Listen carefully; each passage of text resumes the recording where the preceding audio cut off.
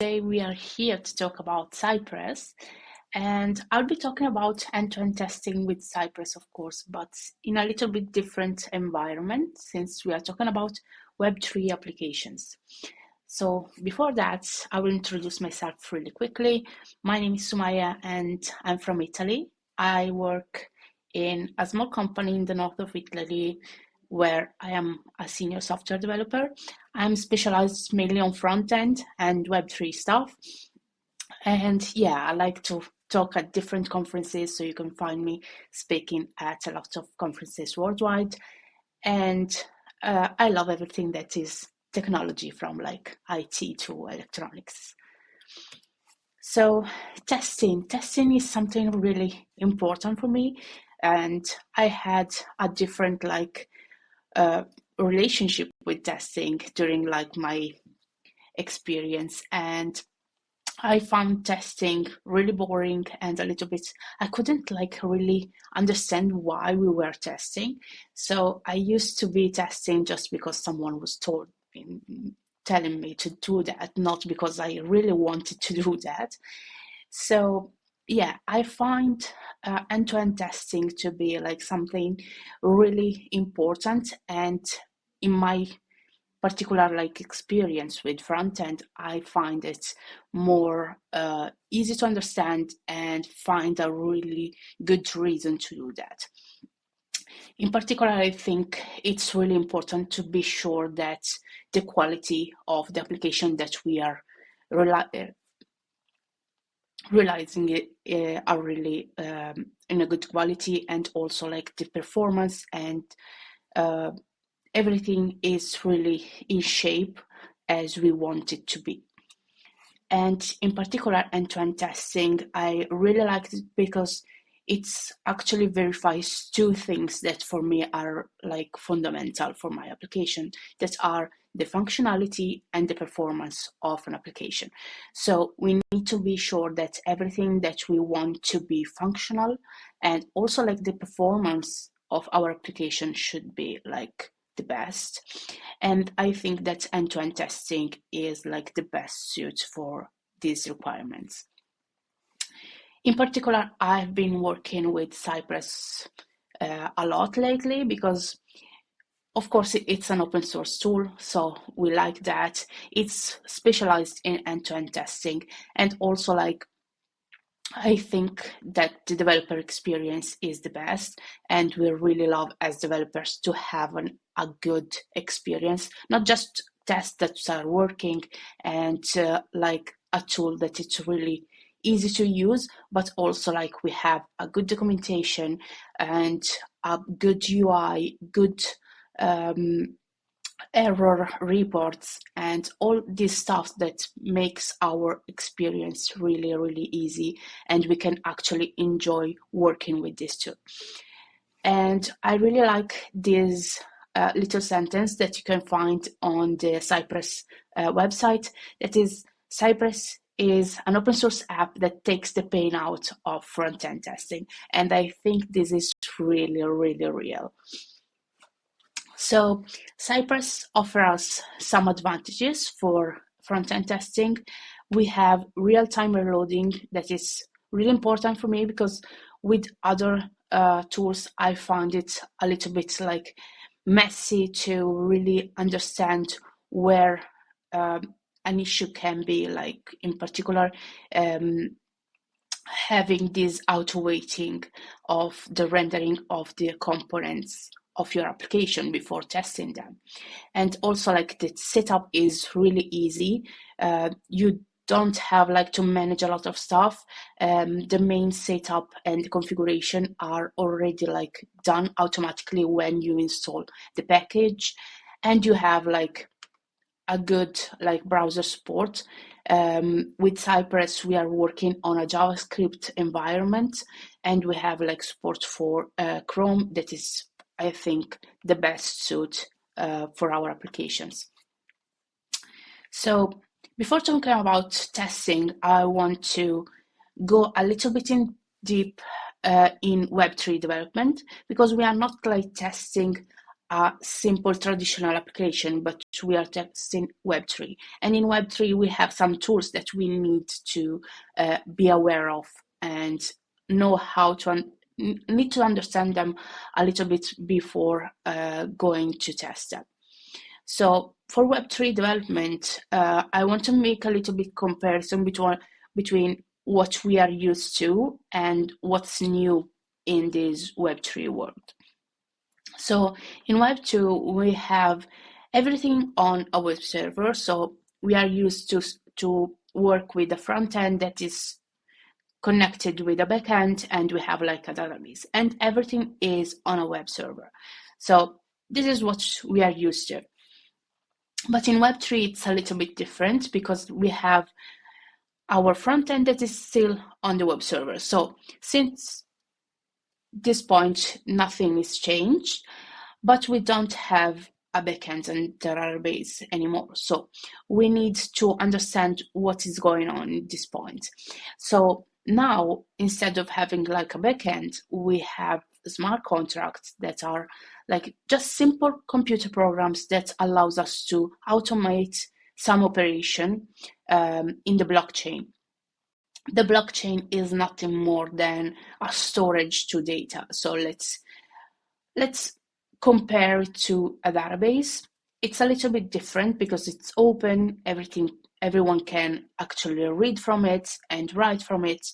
So it works a little bit different than like traditional database, but it's actually somewhere where we are going to read data and write data.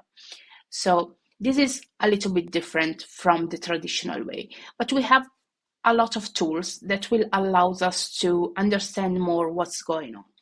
So we have, first of all, the provider. Provider is really important because it's the connection between what we are used to our front end on the web server to the blockchain stuff. So to communicate and make our front end communicate with smart contracts and the blockchain, we need these providers that can be like public providers. So it's like an URL, a server that every blockchain will give us the permission to use to communicate to that blockchain. And with this provider, we can actually automate smart contracts to make some reads, so some data reads from the blockchain, or like some transaction actually, and writing some stuff on the blockchain. Another really important tool is the wallet of the user. So the wallet it's usually a browser extension. So it will be connected to the browser. Otherwise, it will be like an app, but it's always like connected to the browser and the front end. So it's something that the front end need to be aware of and to handle in the communication, because with the signer and the wallet of the user, we can actually connect to that application and also like manage all the payments and the transaction confirmation or rejection, of course. So this is a little bit of an explanation of what's going on the Web3 world. So to summarize, we have three important things that is changing between Web 2 and Web 3. So we don't have a login or sign up anymore, because once a user wants to connect to my app, it doesn't have like to register with their name or surname. They just need to connect their wallet. So if I have a wallet, a blockchain wallet, I can access any application without like signing or doing any like procedure. Database, we don't have any database anymore. We have blockchain. We read and write data from that. We don't need a backend. We can still use a backend as like a support for the front end, but the reason of using a backend, it's completely different in this case. And the backend will be substituted to with smart contracts, and smart contracts will automate all the operation for us. It's just like having APIs that works in another environment. So let's talk about the Web3 tools. So for the tools that we need for the front end, nothing is changing. We just need to stick on a JavaScript front end framework or library, of course. That's why we need a JavaScript tool, because we need a JavaScript library. The most important Web3 library is Ether.js. So it's a JS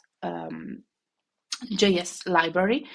So we have multiple ones, but they are all based on Ether.js. So are always like built on top of this. So since you can like understand Ether.js, you are like ready to go. So I usually recommend to stick with the most popular one that is like also like the most used one.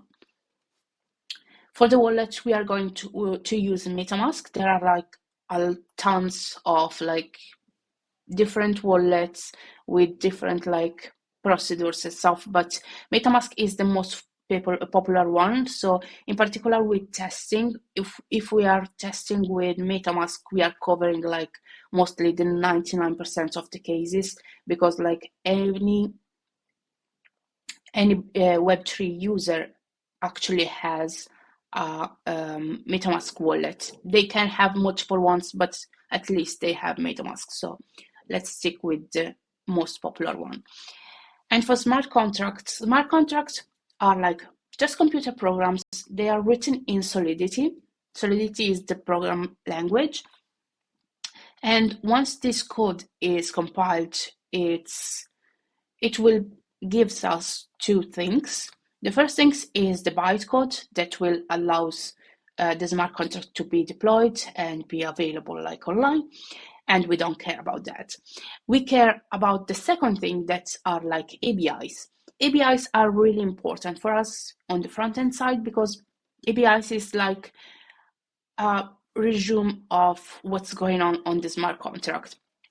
Actually, we have like every function of the smart contracts, it's actually translated into like an object or like a string that will be provided into the ABIs. And in this object, we have like all the description of what's going on in this function. So we have, for example, the name of the function that we can call. We have like all the inputs that we need to pass to make this call, and the outputs, if we have any. If we don't have any outputs, which usually is like a boolean, so we're getting like success or failure. And then we have like some information about what kind of function it is, if we are reading some stuff from the blockchain, or if we are doing actually a transaction, so we are writing something on the blockchain. And then we have the explorer. Every blockchain has a different explorer. Here we can like find, just with the hash of a smart contract with the contract address, we can like look at any contract that is actually deployed, because once you deploy a smart contract, you will have it like online, accessible to anyone, and you can find like all the code of this smart contract open source, so you can actually like read it and play with it. And you can actually have all the ABIs. You can actually download it from here. You have all the list of the transactions, so everyone that is actually using this smart contract will be listed, all the operation will be listed here. And also you can have like summary of all the read operation and all the write operation. You can use it actually like a Swagger or a Postman to actually try on your contract calls, to make sure like also like to double check what you are doing on your front end. So we just have three operations that we can do in Web3: read something from the smart contract, write something, and interact with the wallet. Because from the wallet we need three things: the provider that will allow us to actually communicate with the blockchain. The wallet address, that is like something that will identify the user in our front end, and the network, because we need to make sure that the network that we are working with, so the blockchain that we want to use, is the same blockchain that the user that is connected to our application is actually connected to. So the network is also always like important to be checked once the user is connecting to our application. So let's see a little bit of example. Let's see some code. So let's imagine a decentralized application for DeFi that will display some link balance. Link is actually a token on a test blockchain, and we want to allow to transfer some link from our wallet to another wallet. So first of all, we need to get some information from the wallet of the user. The first information we need is the provider. The provider, because we want something to communicate with the blockchain. And to get to the provider, in this case, we are going to get the provider from our wallet, and the wallet is MetaMask. MetaMask is actually a browser extension, so we are going to get all the information about our wallet from the window object of our browser. And in particular, we will find an object called Ethereum, and this is actually the object that contains all the information about our wallet. So once we have this window.ethereum, that is like all the information about our wallet, we will use Ether.js, so our library, to transform this object to a Web3 provider that Ethers can work with, and we can get all the information from there. So with ethers.provider.web3 provider, we will transform this object to a Web3 provider that we can actually use. And then we can actually get the signer and the user address. The user address is the most important thing because it's the identifier of our user. And then we need the link address, so the contract, smart contract address of our token that we are going to use, that is link, and then the ABIs. In this case, I'm just reporting the three ABIs, the three functions that I want to use. The first one is the name, that will return us the name of the token that we are calling. And as you can see, it's a public view.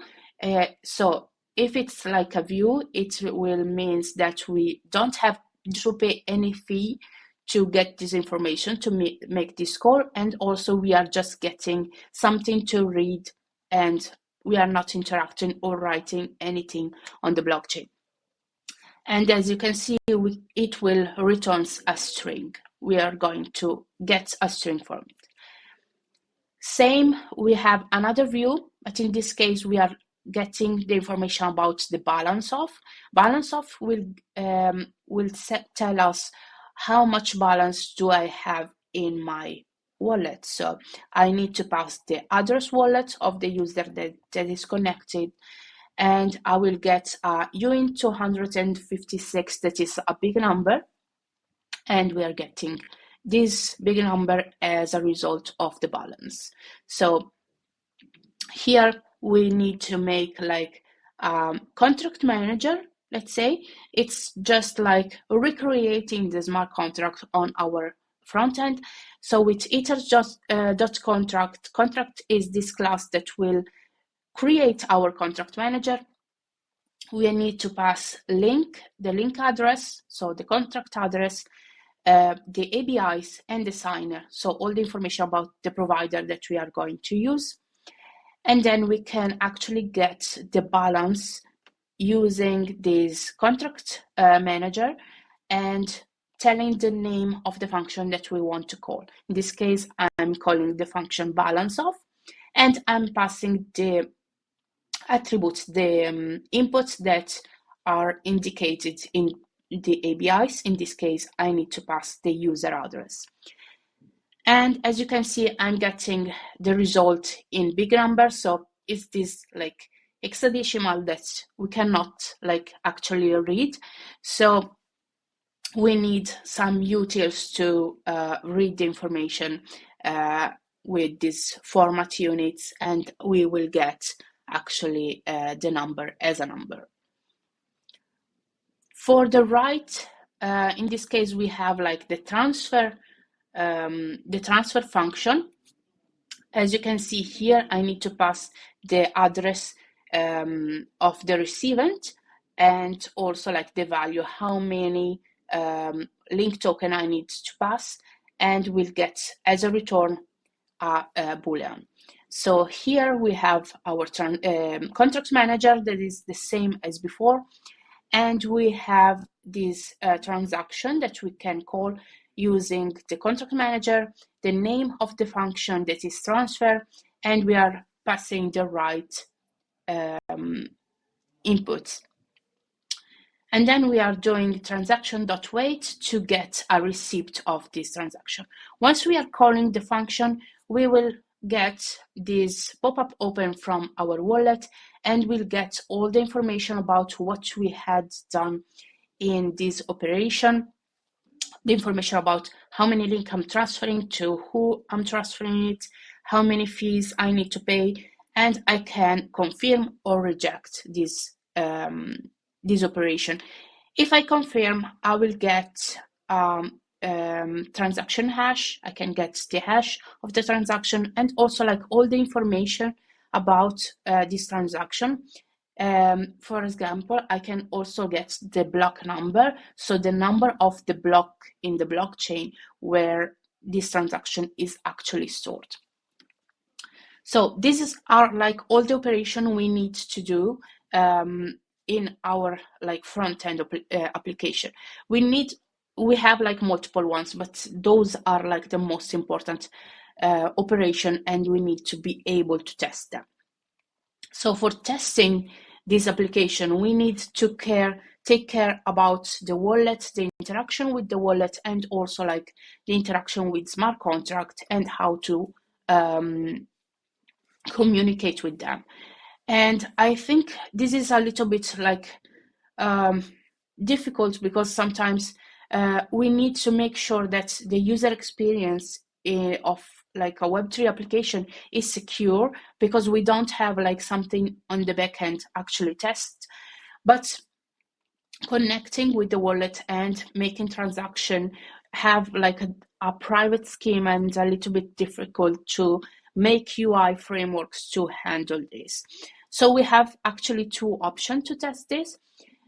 And the first one, it was like the only option that we had actually for many years. So it was like to actually mock all the Web3 interaction and just test everything else. And actually it wasn't actually testing, but it was like the only thing that we could actually do. And then 2 years ago came up this tool that is really cool, that is a Cypress wrapper that we can use, that has actually support for MetaMask. So we can actually test something that is outside our browser and MetaMask in particular. And I'm talking about Synpress. Synpress is this application that allows us to help us to write end-to-end testing for decentralized application, so for Web3 application. And in particular has support because it's built on top Cypress, and also we have like also for Playwright, but has support for MetaMask. And I think this tool is actually really cool. And here you can find like all the information, the documentation, it's pretty good. And you have like also a list of all the commands that you can use in your testing. And let's see a small demo just to show you how it works. And here I have like Angular application that was like doing this read of the balance, and also like the the transfer from one wallet to another of the token link. And here I've written some tests to like redo this operation automatically.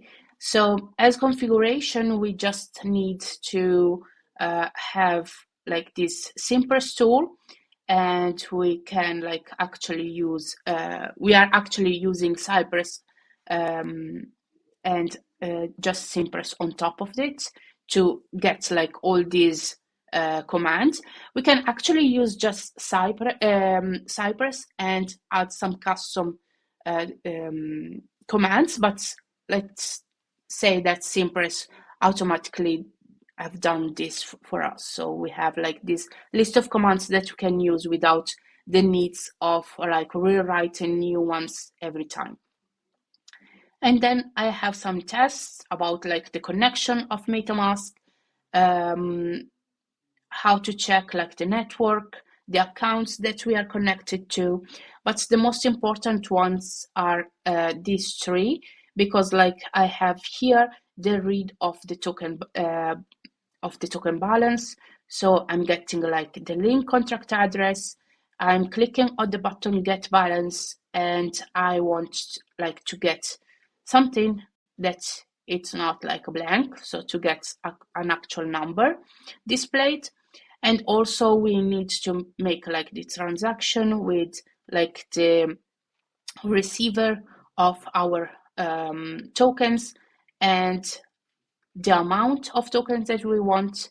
And we click in on the transfer button. In the first case, we are rejecting the transaction. So also like to get a good feedback about the rejection, but also like we are confirming in the second and last test, and we want to get this transaction confirmed message.